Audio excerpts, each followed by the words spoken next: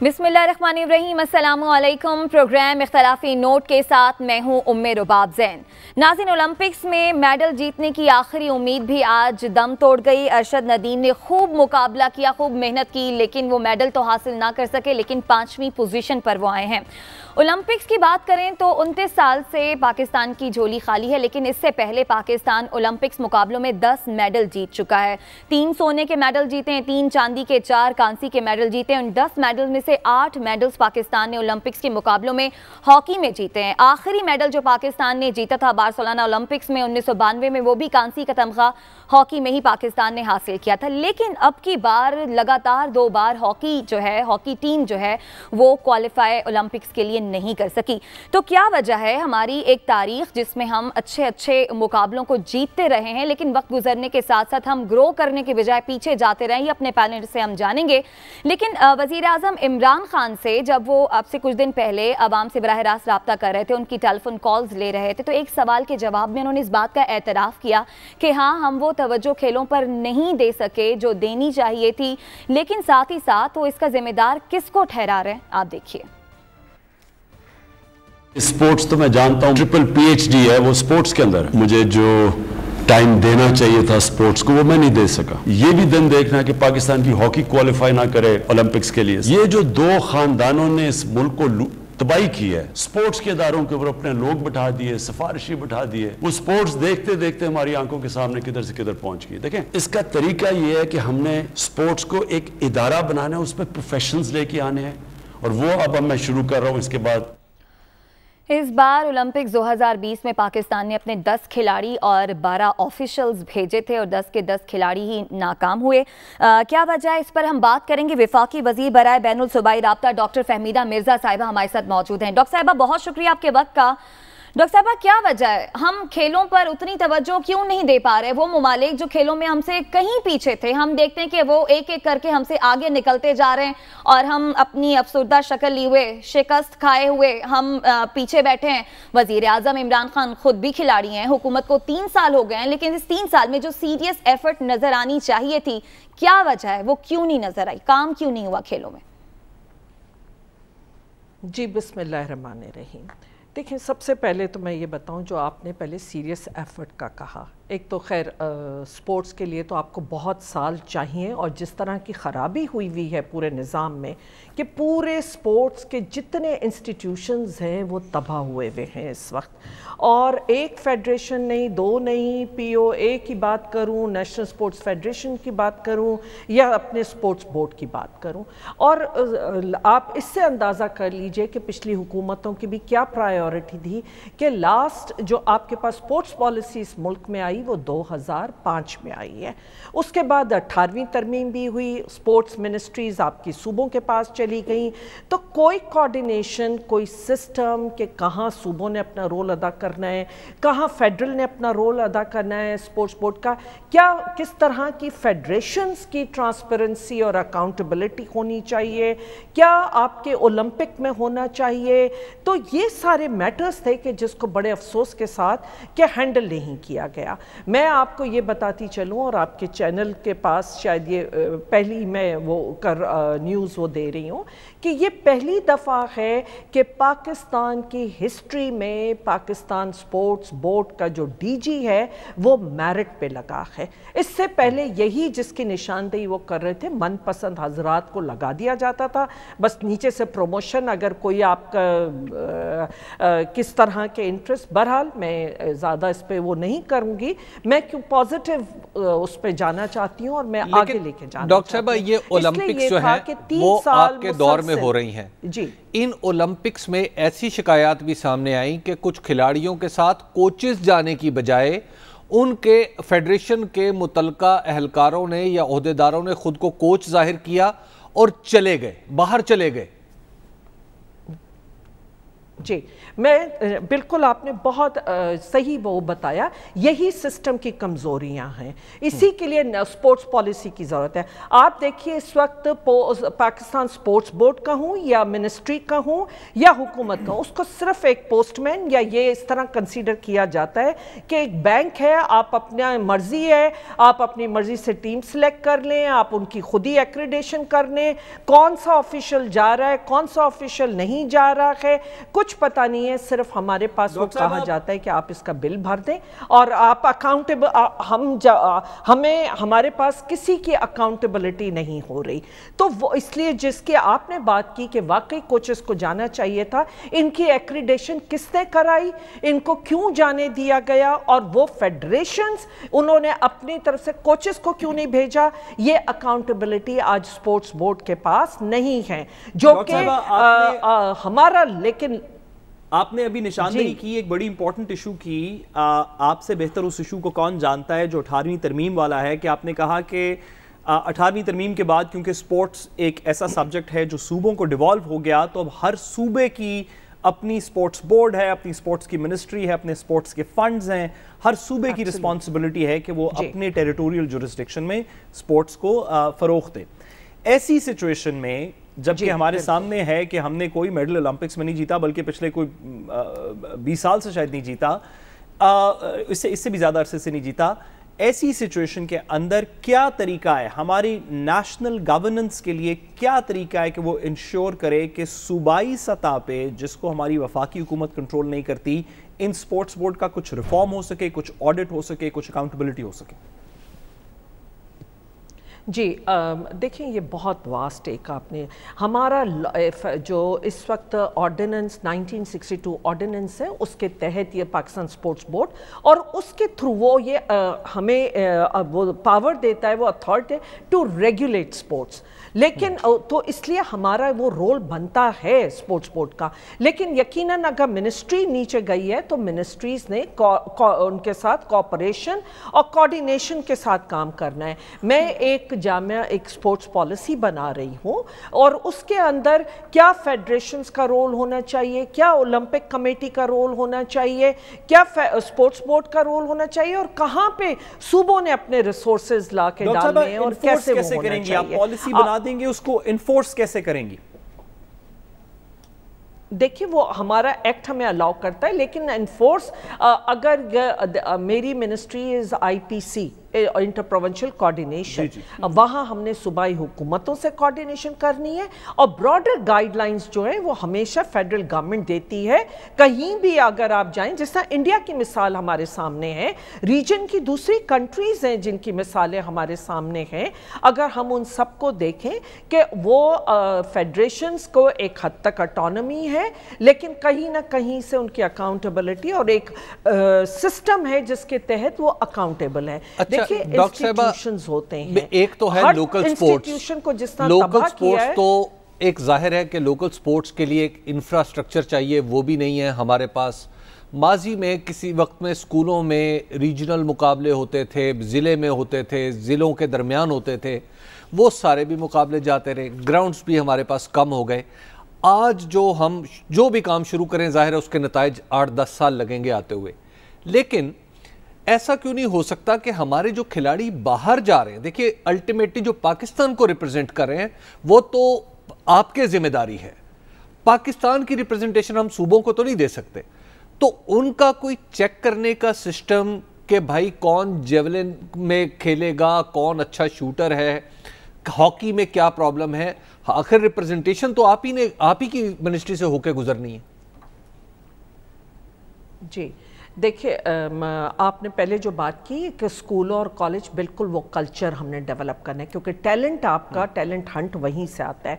आज अगर दुनिया के बच्चे अंडर 20 हैं और हमारे जो उन मुकाबला हम जो हैं वो 40 के करीब हैं और बच्चे जा रहे हैं, तो जाहिर है कि कोई फ़र्क होगा। लेकिन हमारे जो जेवलिन थ्रो वाला था वो बहुत ही एक वो बच्चा लायक और उसमें बहुत पोटेंशियल, और उसी की हमने कोशिश की, जहाँ जहाँ फेडरेशन ने हमसे जो सपोर्ट मांगा वो हमने किया। और मैं ये भी बता दूं कि आज कि हमने एलीट पूल इसीलिए बना लिया है ताकि हमें फेडरेशंस की मोहताजी ना हो। हमारे पास वो बच्चे जो कहीं भी किसी तरह का भी अवार्ड लेकर आए हैं, उनकी हमारे सामने एक पूरा लिस्ट होगी और उनके लिए हम देखेंगे कि कहाँ सूबाई हुकूमत ने अपना रोल अदा करना है, कहाँ फेडरल गवर्नमेंट ने करना है और कहाँ फेडरेशंस ने करना है और कहाँ प्राइवेट सेक्टर ने आना है।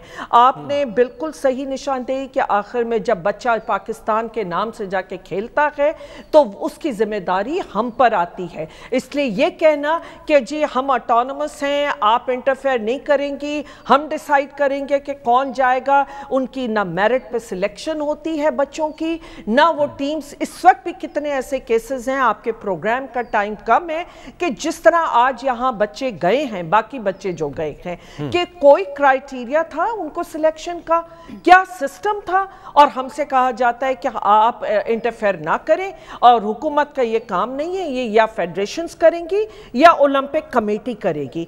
तो ऐसा नहीं हो सकता।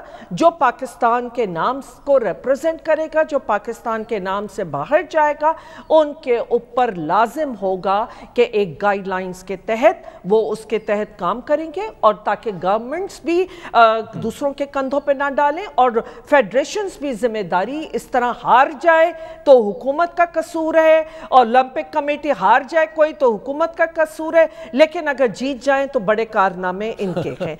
तो ये सारी चीजें हैं कि अच्छा डॉक्टर साहब, अगर हम रिसोर्सेज की बात करें, जी मुझे हमारी एक हॉकी का नौजवान जो किसी दूसरे मुल्क की शहरियत ले चुका है, उसने बताया कि जब मैं पाकिस्तान में मैच खेलने के लिए जाता था तो मुझे नान चने खिला के कहते थे कि चलो भाई अब खेलना शुरू कर दो। हमारी बुनियादी डाइट भी हम अपने अच्छे खिलाड़ियों को प्रोवाइड नहीं कर पाते। बिल्कुल सही। तो क्या ऐसा नहीं हो सकता कि एक हम ये प्रॉब्लम लोगों का सॉल्व करें, और दूसरा ये है कि कोई शख्स अगर बाहर पाकिस्तान के बैज के साथ जा रहा है, रिप्रेजेंट कर रहा है, तो आपकी मिनिस्ट्री कम से कम जो मिनिमम स्टैंडर्ड्स पे उतरने वाले लोग हैं उनको तो देखे, क्योंकि हमारे कई खिलाड़ी जाके क्वालिफाई भी नहीं कर सके, यानी मैचों में हिस्से नहीं ले सके और डॉक्टर साहब कोटा की बुनियाद पे गए। आप शाह हुसैन वाले इंसिडेंट्स को तो जानती होंगी, जो बॉक्सर थे जिनके पास जूते भी नहीं थे, उस वक्त की प्राइम वजीर आजम बेनज़ीर भुट्टो साहिबा ने पहुंचाई। तो ये रिसोर्सेज किसने प्रोवाइड करने, आपने या सूबाई हुकूमत?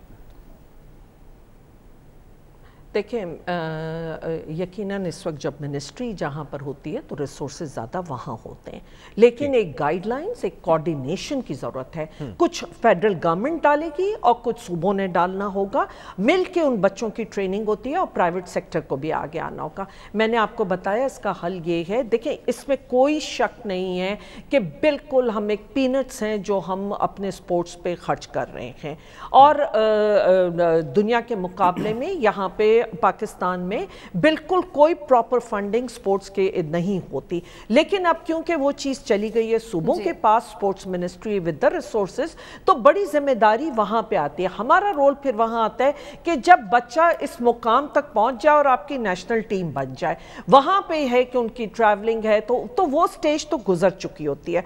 पर जैसे मैंने बताया आपसे कि जो हम ये पॉलिसी दे रहे हैं उसके तहत जब होगा कि यकीनन सूबों को अपना किरदार अदा करना पड़ेगा, एक जेन्युइन फेडरेशंस होंगी। ये भी बड़ी अनफॉर्चुनेट बात है कि इस मुल्क में न जेन्युइन फेडरेशन है। किस तरह फेडरेशंस की इलेक्शंस होती हैं, ग्राउंड लेवल पे कोई क्लब्स नहीं हैं जहां से आपका टैलेंट आता है। टैलेंट हंट के लिए आपके लोअर लेवल पे, ग्रास रूट लेवल पे इतना पोटेंशियल हमारे पास है, लेकिन उनको कौन वो करेगा? वो क्लब्स होंगे जो उनको बुलाएंगे, खिलाएंगे, उन बच्चों को करेंगे। उसके साथ साथ स्कूलों पे जिम्मेदारी होगी कि दोबारा वो कल्चर जो स्पोर्ट्स कल्चर है उसे रिवाइव करें। अच्छा, इंशाल्लाह ये साल ओलंपिक कमेटी की जो हमारे यहाँ ओलंपिक की एसोसिएशन है, क्या उसका कोई एहतसाब होगा? क्या आप बुलाएंगी उसके चेयरमैन को, उसके दीगर ओहदेदारों को या सदर को कि आप आएं और ज़रा बताएं ना कि ओलंपिक्स में हमारा ये हाल क्यों है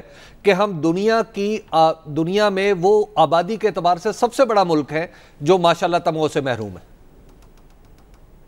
जी देखिए, सबसे पहले मैं ये बता दूं कि इसमें बहुत बड़ी जिम्मेदारी पाकिस्तान ओलंपिक कमेटी की थी और उनका काम था कि क्योंकि अगर उन्होंने ये रोल अपना ही लिया वरना ये काम गवर्नमेंट का भी है और गवर्नमेंट की भी जिम्मेदारी है कि देखें क्या आपकी फेयर इलेक्शंस हो रही हैं स्पोर्ट्स फेडरेशंस में। इस वक्त तो ये है कि जो मुझे वोट देगा उसको मैं रिकग्नाइज कर लूँगा कि ये स्पोर्ट फेडरेशन है और उन्हीं की मैं इलेक्शन मानूंगा, मेरी भी इलेक्शन होगी। इस हद तक कि आप देखिए कि अगर वो पाकिस्तान ओलंपिक कमेटी ने अपना कॉन्स्टिट्यूशन चेंज कर दिया और जिसमें कायदे आज़म मोहम्मद अली जिन्ना जब 1948 में वो थे प्रेसिडेंट पाकिस्तान ओलंपिक कमेटी के पेट्रन थे और उस वक्त से लेके 2019 तक सदर पाकिस्तान पेट्रन होता था ओलंपिक कमेटी का। इन्होंने खामोशी से, ताकि कोई अकाउंटेबिलिटी ना हो, कोई इनको ना पूछे, इन्होंने अपना पेट्रन चेंज कर दिया और ये कि कहीं किसी फोरम पे ये आंसरेबल ना हो।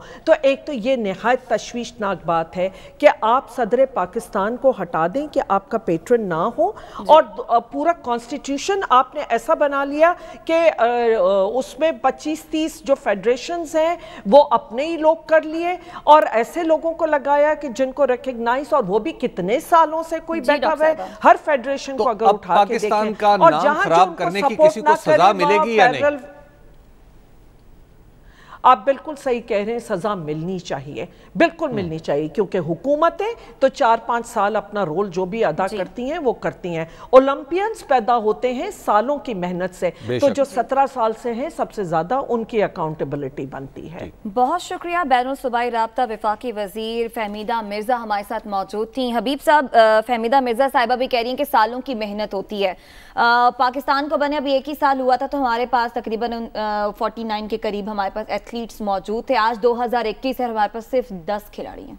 देखिए, बात यह है कि हमारा एक तो स्पोर्ट्स कल्चर काफ़ी हद तक हमने उसको ख़राब कर दिया है और फिर हमारी जिस तरह ये फेडरेशंस की सियासत है इसने भी हमारे स्पोर्ट्स कल्चर को कोई प्रमोट नहीं किया बल्कि बर्बाद कर दिया है। तीसरी बात यह है कि हमारी जो लोकल गवर्नमेंट्स, हमारी लोकल गवर्नमेंट्स तो खैर है ही नहीं है, हमारी सूबाई गवर्नमेंट्स, हमारे महकमे, उन्होंने भी हाथ उठा लिया है किसी भी किस्म की स्पोर्ट्स से।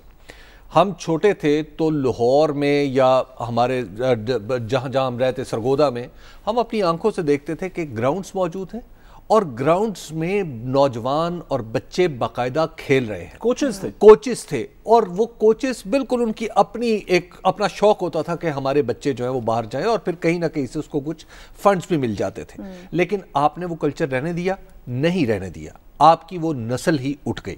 तो लिहाजा अगर आप ये समझें कि आज कुछ करके आप कल अच्छा स्पोर्ट्स कर लेंगे, नहीं, आप आज शुरू करेंगे तो 10-15 साल बाद आपके अच्छे स्पोर्ट्समैन पैदा होंगे।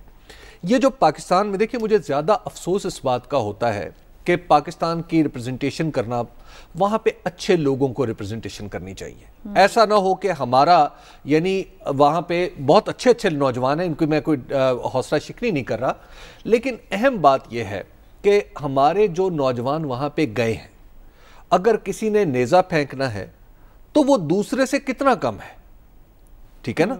अगर वो दूसरे से 1 मीटर 2 मीटर कम है तो फिर तो ज़्यादा परेशानी की बात नहीं हो सकता है, उसका दिन अच्छा हो। लेकिन अगर दूसरे से 5 मीटर 6 मीटर 7 मीटर कम है तो फिर इसका मतलब है हम गलत है। इसी तरह हमारी हॉकी टीम अगर ओलंपिक्स के लिए क्वालिफाई नहीं कर पा रही तो इसका मतलब यह है कि फिर हॉकी फेडरेशन को मतलब उनकी गोशमाली करनी चाहिए। पुराने वक्तों में तो इस तरह के खराब बच्चों के कान पकड़वा दिए जाते थे, लेकिन अब इनसे भी तो कोई पूछे ना। इसी तरह जो ओलंपिक कमेटी है, अब आप इसने किस बुनियाद पे लोगों को भेजा? अच्छा, क्या नाम, मतलब ये कहें कि हबीब अकरम साहब का वजन 70 किलो है तो ये जाके 70 किलो के हिसाब से वजन उठाए। और भाई आप कैसे क्वालिफाई करेंगे? बात यह कि उसका कोई तरीक़ेकार ट्रांसपेरेंट होना चाहिए कि जिसमें आपकी हुकूमत शामिल हो। उस जाने से बच्चे को जिसने जो 2-4 बच्चों को आइडेंटिफाई किया वो अपना मुजाहरा करके दिखाएं, ठीक है, ताकि बाहर जाकर ख्वार ना हो और ना हमें करें। कम वसाइल में रहते हुए ये हमारे खिलाड़ी फिर भी पहुंचे, कोशिश की, लेकिन बदकिस्मती से इस साल भी हम कोई मेडल हासिल नहीं कर सके। साथ मैं 2 के अलावा समझता हूँ कि ट्रांसपेरेंट नहीं था। अच्छा, एक तो उनमें से अरशद नदीम जी, एक अरशद नदीम है और दूसरा वो जिसने वेट उठाया था। सही। साहब क्या हमारे यहाँ ट्रेनिंग का फुकदान है? हम नए टैलेंट को क्या प्रमोट नहीं करते? देखिए हम क्यों पीछे जाते? देखिए स्पोर्ट्स में पीछे रहने की तो बहुत सी वजूहत है। मेरी एक नीस है जो कि पाकिस्तान के अंदर बैडमिंटन की, वुमेंस बैडमिंटन की या गर्ल्स बैडमिंटन की, उन्होंने कोई मेडल शेडल भी लिया, कोई एशियन गेम्स के अंदर भी लिया। जब वो वापस आई तो मुझे बताया गया कि उनके जो मैनेजमेंट थी उन्होंने कहा ये मेडल मेहरबानी करके हमें पकड़ा दें और वो जो प्राइज मनी मिली थी वो भी मेहरबानी करके हमें दे दी जाए। अच्छा। ये मैं कोई इधर उधर की बात नहीं कर रहा, ये मेरे अपने घर में जानने वाले घर में एक मेरी नीस के साथ ये हुआ।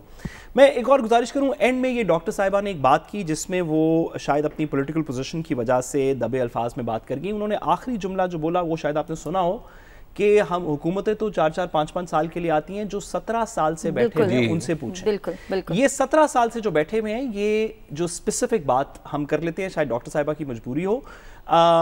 पाकिस्तान ओलंपिक्स एसोसिएशन की मैनेजमेंट की तरफ इनका इशारा था। उस मैनेजमेंट से जो 17 साल से पाकिस्तान की ओलंपिक्स एसोसिएशन के ऊपर बर्जमान तो नहीं कहना चाहिए, लेकिन कम से कम उसको हेड कर रही है जिस भी तरह कर रहे हैं, उनसे 2-3 सवाल जवाब होने चाहिए इस मुल्क के अंदर। पूछा जाना चाहिए कि सर क्या प्लान था आपका, क्या आपने सोचा? चलें पहली ओलंपिक्स के अंदर नहीं हो सका, दूसरी में नहीं हो सका, तीसरी में नहीं हो सका, चौथी ओलंपिक्स आ गई है, कोई प्लान है? कोई अच्छा 2000 इस दफ़ा का नहीं है तो जो अगली ओलंपिक्स का कोई हमने प्लान तश्कील दिया है? पिछली दफ़ा की ओलंपिक्स की शिकस्त के बाद हमने क्या प्लान सोचा था कि 5 साल में हम क्या कर लेंगे, 10 साल में हमारा क्या प्लान होगा, कितने फंड्स लेंगे, गवर्नमेंट से कितने फंड्स लेंगे, कितनी फैसिलिटीज़ बनाएंगे, कौन सी स्पोर्ट्स फेडरेशन के साथ बेहतर कोऑर्डिनेशन करेंगे? भाई अगर हमें पता है कि हमारी तरफ से कोई बंदा टेबल टेनिस नहीं खेल सकता ओलंपिक्स में जाके, लेकिन जैवलिन खेलने वाले हमारे पास 2 बंदे हैं जिनमें से हम इस दफा एक को लेके गए हैं, तो अब से लेके अगली ओलंपिक्स के दरमियान में वो क्या करेंगे हम उस जैवलिन के 3 बंदों को लेके जाने के लिए? अगर हम नहीं खेल सकते किसी वजह से फुटबॉल, और फुटबॉल की टीम पाकिस्तान की अभी 20 साल दूर है, 50 साल दूर है ओलंपिक्स में खेलने के लिए, लेकिन हमारे पास वेट लिफ्टर मौजूद है, तो क्या प्लान है ओलंपिक्स एसोसिएशन का आज से लेके अगली ओलंपिक्स के दरमियान में वेट लिफ्टिंग को थोड़ा बेहतर करने के लिए? पिछले 17 साल से क्या प्लान था, मैं ये जानना चाहता हूं। अब मसला ये है देखिए आप भी और अभी भी बात दबा रहे हैं, अभी भी हमने नाम नहीं लिया है कि उनका जनरल रिटायर्ड आरिफ हसन साहब, और वो रिटायर्ड है, ठीक है जी। बात यह है वो रिटायर्ड जनरल 2014 से ओलंपिक्स एसोसिएशन के सदर, मैं उन्हें 2014 जानता हूं, 2004 से मैं उन्हें इत्तफाक, मेरा उनके साथ एक ऐसा वाकया भी है कि जो बहरहाल मैं तवालद के खौफ से वो मैं नहीं सुनाता कि मैं उनकी वजह से कैसे एक दफ़ा मुसीबत में भी आ गया था, लेकिन उसमें गलती मेरी थी। खैर, तो अब प्रॉब्लम यह है कि अब जनरल साहब से पूछना पड़ेगा ना। 2004 से आप भाई आप मुसलसल ये कर रहे हैं, आपके पास सुप्रीम कोर्ट तक लिटिगेशन गई इलेक्शंस की है तो बताएं। इस तरह आपके हम पाकिस्तान का नाम इस तरह लोगों पे नहीं छोड़ सकते जी कि आप बाहर बुजुर्गों को भेज दें और कहीं नौजवानों के साथ मुकाबला करो। ठीक है, ये नहीं हो सकता। ब्रेक की जाने बढ़े। बहरहाल जब ब्रेक से वापस आएंगे तो वजीर आजम इमरान खान को आज इलेक्ट्रॉनिक वोटिंग मशीन पर ब्रीफिंग भी दी गई। वजीर आजम इमरान खान ने ईवीएम पर वोट कास्ट करने का अमली मुजाहिरा भी किया। इस पर बात करेंगे इस ब्रेक के बाद, हमारे साथ रहिएगा।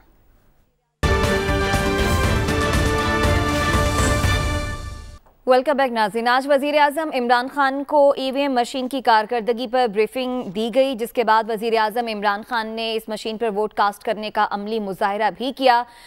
वज़ीर आज़म इमरान खान ने ईवीएम मशीन के हवाले से और ओवरसीज़ पाकिस्तानियों को वोट का हक देने के हवाले से क्या बात की आज, वो भी आपको सुनवाते हैं। गवर्नमेंट कह रही है कि हम अब ये इलेक्ट्रल सिस्टम को ठीक करें ताकि सब मान जाएं हार जीत को। अगर इलेक्ट्रॉनिक वोटिंग मशीन्स आ जाएं तो जैसे इलेक्शन खत्म होता है रिजल्ट आ जाता है। इतनी मेहनत से हमने काम किया है, 1 साल से हम लगे हुए हैं ऑपोजिशन को कहना कि ये हमारा सिस्टम है, हमारे साथ मिलकर रिफॉर्म्स करो। 1 साल से वो हमें टाइम ही नहीं दे रहे। वो कहते हैं हम मानते नहीं है इलेक्ट्रॉनिक, और ना खुद को तजवीज देते हैं ना हमारी मानते हैं। इलेक्ट्रॉनिक वोटिंग मशीन्स पर हमने पूरा जोर लगा दिया है। अगर ई वोटिंग ना भी हुई तो हमने पोस्टल बैलेट तो जरूर करवानी है। ओवरसीज पाकिस्तानीज को जरूर हमने दायरे में लेके आना है।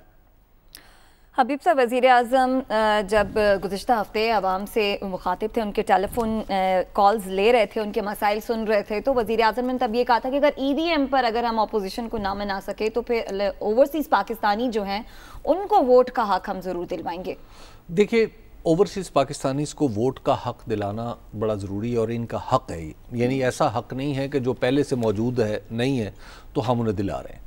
اصل بات ہے ان کا حق تو موجود ہے، لیکن ہم وہ راستہ نہیں تلاش کر پا رہے جس پر گزر کے وہ اپنے اس حق کو ایکسرسائز کر سکیں۔ دنیا بھر کے ملکوں میں یہ پرابلم ہے۔ دنیا میں کہیں کہیں تو کچھ لوگوں نے انٹرنیشنلی، کینیڈا میں بھی ایک دفعہ ایسا ہوا کہ کچھ ملکوں نے پوری دنیا کو میں اپنے حلقوں کو تقسیم کر لیا تاکہ وہاں رہنے والے لوگ جو ہے وہ ووٹ ڈال سکیں۔ لیکن مجھے لگتا ہے کہ یہ دنیا میں ڈیموکریٹکلی کو بہت زیادہ پسندیدہ پریکٹس نہیں ہے، حتیٰ کہ جو آپ کے جس کو ہم کہتے ہیں مدر آف پارلیمنٹ، مانچسٹر معاف کیجیے گا، برٹن کی جو ڈیموکریسی ہے، وہاں پر بھی ایسا کچھ بہت زیادہ انکریج نہیں کیا جاتا کہ ایسی ارینجمنٹ کی جائے کہ پاکستان میں بیٹھا ہوا شخص بھی یا انڈیا میں بیٹھا ہوا شخص بھی ووٹ ڈال سکے۔ یہ میرا خیال ہے کہ ہم اس پہ سینسٹیو ہو جاتے ہیں اس مسئلے پہ۔ اس مسئلے کو حل کرنے کے لیے میرا خیال ہے کہ ہمیں کچھ عرصہ انتظار کرنا ہوگا جب تک ایک ایسی ڈیپینڈیبل ٹیکنالوجی نہیں آ جاتی جس پہ یہ پتہ ہو کہ حلقہ NA100 کا جو فلاں ووٹر ہے وہ فلاں ملک میں مقیم ہے اور وہاں سے وہ ووٹ ڈالے گا۔ جب تک ایسی ٹیکنالوجی نہیں آ جاتی ہم اس طرف نہیں جانا چاہیے۔ اور وزیر اعظم صاحب کا بہرحال یہ چونکہ ہم ایک پولیٹیکل ایشو بنا بیٹھے ہیں اس کو، لہٰذا اس پہ سارے بات کرتے رہیں گے، لیکن یہ ہے بے فائدہ ایشو۔ لیکن وزیر اعظم عمران خان تو کہہ رہے ہیں کہ ساتھ ساتھ کہ کلیدی اہمیت ہے شفاف انتخابات کو لے کر اس EVM مشین کی۔ EVM مشین کے ساتھ ساتھ حکومت اپوزیشن کو ساتھ لے کر چلنے کے لیے انتخابی اصلاحات کے معاملے میں بھی کیا کچھ سنجیدہ دکھائی دیتی ہے، کیونکہ ظاہر ہے وہ بھی ہونا بہت ضروری ہے۔ دیکھیں 3 مختلف باتیں ہو رہی ہیں۔ سب سے پہلے یہ کہ کیا آئین پاکستان اور قانون پاکستان کے نیچے اوورسیز پاکستانیز کو جو کہ پاکستان کے سٹیزن ہوں، ریکوائرمنٹ یہ ہے کہ وہ باقی جس مرضی جگہ کے سٹیزنز ہوں، ریزیڈنٹس ہوں، گرین کارڈ ہولڈر ہوں، ویزا رکھتے ہوں، اگر وہ پاکستان کے شہری ہیں، پاکستان کے سٹیزن ہیں، تو کیا ان کو حق ہے آئین میں یا قانون میں ووٹ کرنے کا؟ تو اس کے لیے کوئی قانون کی ترمیم نہیں چاہیے۔ آرٹیکل 17 پاکستان کے آئین کا یہ کہتا ہے کہ ہر شخص جس کی کہ پاکستانی نیشنلٹی ہے وہ پاکستان کے اندر ووٹ بھی کر سکتا ہے، الیکشن بھی لڑ سکتا ہے۔ حق پہلے سے موجود ہے، حق آرٹیکل 17 میں موجود ہے، ووٹ بھی کر سکتا ہے، الیکشن بھی لڑ سکتا ہے، پولیٹیکل پارٹی بھی جوائن کر سکتا ہے، پولیٹیکل پارٹی کا آفس ہولڈر بھی ہو سکتا ہے۔ ہاں اگر وہ الیکشن جیتنا چاہتا ہے تو اس کو ڈوئل نیشنلٹی ختم کرنی ہے، یہ آرٹیکل 63 کے اندر 62-63 کے اندر لکھا ہوا ہے۔ تو یہ اس بات کے اوپر تو کوئی نہ قانون سازی کرنے کی ضرورت ہے نہ بحث کرنے کی ضرورت ہے۔ کیا اوورسیز پاکستانیز کو پاکستان میں ووٹ کرنے کا حق ہے ہمارے الیکشن میں؟ تو آرٹیکل 17 بڑا کلیئر ہے، یہ حق موجود ہے۔ جو دوسری بات ہے کہ کیا الیکٹرانک ووٹنگ کے تھرو یہ کام ہونا چاہیے یا کسی اور میکنزم کے تھرو ہونا چاہیے، اس کے اوپر ہم کچھ بحث کر سکتے ہیں۔ پہلی بات تو یہ ہے کہ اور میں الیکٹرانک ووٹنگ کے خلاف نہیں، میرے خیال میں الیکٹرانک ووٹنگ جیسی نئی ٹیکنالوجیز کو ہم آج نہیں تو کل نہیں تو پرسوں ہم نے استعمال کرنا ہی کرنا ہے نا۔ کسی وقت لوگ خط لکھتے تھے، اب ای میل بھیج دیتے ہیں، پھر ای میل بھیجتے تھے، اب واٹس ایپ کر دیتے ہیں۔ تو ٹیکنالوجی کے ساتھ تمام ملک اور تمام اقوام چینج ہوتی ہے۔ آج الیکٹرانک ووٹنگ مشین ہم بنا رہے ہیں، کل کو یہ مشین چلے گی، کوئی اور طریقہ چلے گا۔ سن 2050 میں پاکستان میں جو بھی الیکشن ہو رہے ہوں گے اس کے اندر ٹیکنالوجی کا ایک بہت بڑا رول ہوگا۔ ہم یہ پرچیاں اور سٹیمپیں نہیں لگا رہے ہوں گے، ساری دنیا ٹیکنالوجی کی طرف موو کر رہی ہے، ہم بھی ٹیکنالوجی کی طرف موو کریں گے۔ کیا وہ یہ مشین ہوگی یا کوئی اور ہوگی، یہ وقت بتائے گا۔ لیکن میرے لیے اس سے تھوڑا سا ضروری بات یہ ہے کہ پچھلے 3 الیکشن سے ہم ہر الیکشن میں ایک ایسا نیا سسٹم انٹروڈیوس کرواتے ہیں جو کہتے ہیں کہ یہ اس کے بعد اب دھاندلی نہیں ہوگی۔ 2013 کا الیکشن ہونا تھا، ہم نے کہا اب یہ جو سیاہی آ گئی ہے یہ میگنیٹک سیاہی ہے، اور اس کے اوپر ایک پریزنٹیشن ہوئی اور اس وقت کے وزیر اعظم کو ہوئی اور اس وقت کے وزیر اعظم نے ایک تقریر کی کہ یہ میگنیٹک سیاہی ہے، یہ نادرا کے سسٹم میں چلی جائے گی، یہ ہوگا وہ ہوگا۔ جب 2013 کے الیکشن میں عمران خان صاحب نے کہا کہ دھاندلی ہوئی ہے تو اور کھولے جائیں بیلٹ باکسز، تو وہ میگنیٹک سیاہی ہی تھی جس کی وجہ سے ووٹ کی واپس کاؤنٹنگ نہیں ہو سکتی تھی کیونکہ مشینز ان کو ریڈ نہیں کر پا رہی تھی۔ 2018 کا الیکشن ہوا، ہم نے کہا یہ جو RTS سسٹم آ گیا اس کے بعد تو اب کوئی مسئلہ ہی نہیں ہوگا۔ کیا بات ہے RTS سسٹم کی، اس کے اوپر ایک پریزنٹیشن ہوئی، واٹس ایپ سے واٹس ایپ جائے گی چیزیں، کسی کو درمیان میں پرچی لے کے جانے کی ضرورت نہیں پڑے گی۔ اینڈ میں پتہ چلا کہ الیکشن کی رات جو ہے وہ RTS سسٹم کے اندر فیلئر آ گیا۔ مسئلہ یہ نہیں ہے کہ ہمیں کوئی نئی ٹیکنالوجی چاہیے یا ہم جب تک ایک چاند سے مشین نہیں لے کے آئیں گے تب تک یہ الیکشن شفاف نہیں ہوں گے۔ الیکشن جہاں پہ پیپر بیلٹ کے تھرو ہوتے ہیں ملک وہاں پہ بھی شفاف ہو جاتے ہیں، جہاں پہ الیکٹرانک ووٹنگ ہوتی ہے لوگ وہاں پہ بھی دھاندلی کے ایلیگیشن لگاتے ہیں۔ ابھی امریکہ میں ہوا، لوگوں نے کہا کہ رشیا نے انٹرفیئر کیا، وہ الیکٹرانک میکنزمز کے تھرو کیا۔ پاکستان کو ٹیکنالوجی اپنانی چاہیے، یہ مشین ہو کوئی اور مشین ہو، پاکستان کو ٹیکنالوجی اپنانی چاہیے. لیکن یہ ایک بات کہ اس سے ہمارے الیکشن کے جو ہارنے والا فریق ہے وہ مان جائے گا الیکشن، تو میرا خیال ہے کہ انوکھا لاڈلا کھلن کو مانگے چاند والی بات ہی ہے، یہ مانے گا کوئی نہیں جو بھی ہارے گا. اس کے ساتھ ایک اور بھی مسئلہ ہے. بات یہ ہے کہ ای وی ایم پہ اصرار جو ہے وہ ساتھ کی بات ٹھیک ہے کہ ای وی ایم ہمارے مسائل کا حل نہیں. یہ ہو سکتا ہے حکومت کے مسائل کا حل ہو، اس کے خوابوں کی تعبیر ہو، لیکن یہ پاکستان کے خوابوں کی تعبیر بھی نہیں ہے اور نہ ہمارے مسائل کا حل ہے. اس کی وجہ یہ ہے کہ دنیا میں آج بھی بہت سارے ملک ایسے ہیں جہاں پہ یہ ای وی ایم استعمال نہیں ہوتی لیکن وہاں کے الیکشن کو درست مانا جاتا ہے. جی سب سے پہلے تو اپنے ہاں یہ ہمت ہوتی ہے وہاں پہ نہیں مانا جاتا. ہمارے ہاں سب سے پہلے تو ایک پولیٹیکل کلچر پیدا کریں. ٹھیک ہے، وہ پولیٹیکل کلچر پیدا ہو جائے گا تو اس کے بعد ہمارے الیکشن بھی ٹھیک ہونا شروع ہو جائیں گے. دوسری بات یہ ہے کہ اب ذرا اس میں خود حکومت کی نیت یا خوش نیتی کا اندازہ لگائیں. کل ہو رہا ہے پاکستان انجینئرنگ کونسل کا الیکشن جو الیکشن کمیشن کرواتا ہے. اب پاکستان انجینئرنگ کونسل کا جو الیکشن ہے اتنا بڑا الیکشن ہے، میرے پاس ایک واٹس ایپ موجود ہے جس میں اس سرکاری خط کا عکس ہے جو لکھا گیا ہے پنجاب کے مختلف انجینئرنگ ڈپارٹمنٹس کے سربراہ کو، اور ساتھ خانے بنائے گئے ہیں کہ آپ کے نیچے جو انجینئرز کام کرتے ہیں ان کا نمبر شمار، نام، ان کا فون نمبر اور ان کا ایڈریس بھی بتائیں. اور الیکشن سے کچھ دن پہلے اس طرح کا حکومت پنجاب کی طرف سے یہ خط جانے کا مطلب کیا ہے؟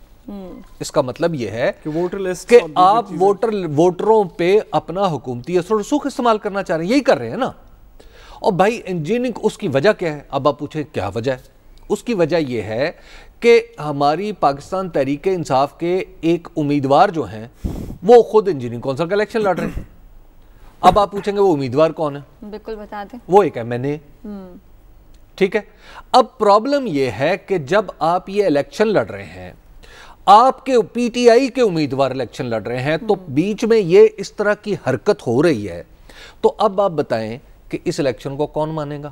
1 نمبر 2 اسی الیکشن پہ آپ ای وی ایم سیٹ کر دیتے نا، 4 جگہ پہ ای وی ایم رکھتے، پتہ چلتا کہ جناب اتنے انجینئرز نے ووٹ ڈالا ہے، انجینئرز کو بھی پتہ چلتا ہے، انجینئر ٹیکنیکل لوگ تھے، تو ہمیں بھی پتہ چلتا کہ اس کے ریزلٹس کیا ہیں. حبیب صاحب آپ کی گفتگو کو بریک کے بعد کنٹینیو نہ کر لیں، اور بریک آ رہی ہے، بریک کے بعد ساتھ ساتھ واپس آتے ہیں، ہمارے ساتھ رہیے گا.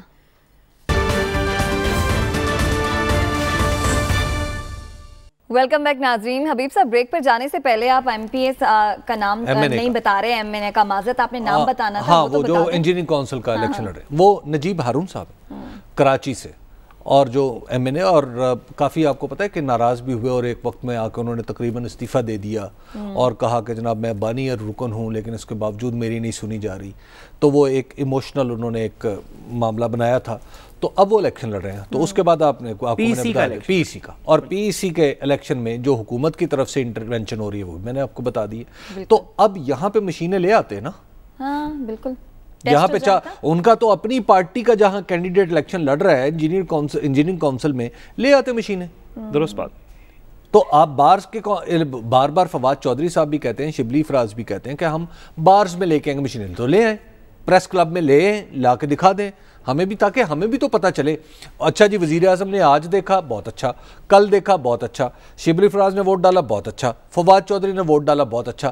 اب تک کسی نے ووٹ نہیں ڈالا تو وہ یا تو اپوزیشن ہے یا وہ عام لوگ ہیں. لیکن شبلی فراز کہہ رہے ہیں پارلیمنٹ میں جب لے کر آئیں گے مشین کو اور اس کا ہم جب اس پر بریفنگ دیں گے تو جتنے بھی تحفظات ہیں اپوزیشن کے وہ دور ہو جائیں گے. آپ تحفظات ان کے نہیں، اس میں ہم بھی سٹیک ہولڈر ہیں عمر رباب، عوام سٹیک ہولڈر ہیں. آپ کراچی پریس کلب میں، لاہور پریس کلب میں، نیشنل پریس کلب اسلام آباد میں آپ لگائیں تو صحیح مشین.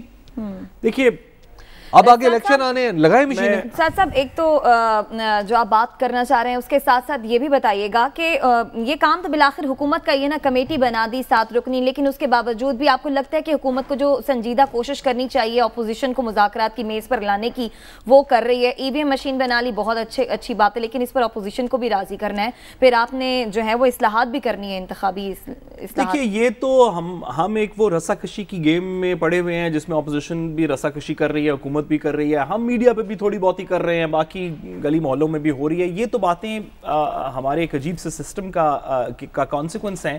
لیکن اگر آپ پریکٹیکلٹی میں دیکھیں پاکستان کا ایک میجر آف لٹریسی, جس طرح ہم لٹریسی ڈیفائن کرتے ہیں ویسے تو دنیا میں اور طریقے ہیں. اگر آپ میجر آف لٹریسی ڈیفائن کریں نا کہ وہ لوگ جو انگوٹھا نہیں لگاتے لیکن صرف دستخط اپنا نام کر دیتے ہیں, اگر آپ اس سے لٹریسی ڈیفائن کر دیں تو بھی پاکستان کی جو ٹوٹل پاپولیشن جو کہ لٹریٹ ہے وہ تقریباً 60% سے کم ہے.